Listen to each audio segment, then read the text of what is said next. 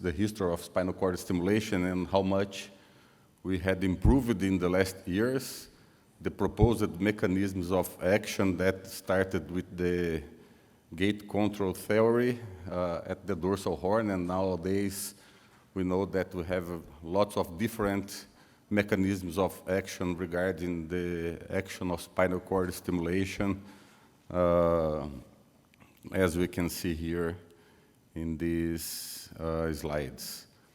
And the main indications, especially for neuropathic pain, all these indications, there are some that we have very good evidence for that, like the failed back surgery and CRPS, peripheral neuropathies, we have very good evidence.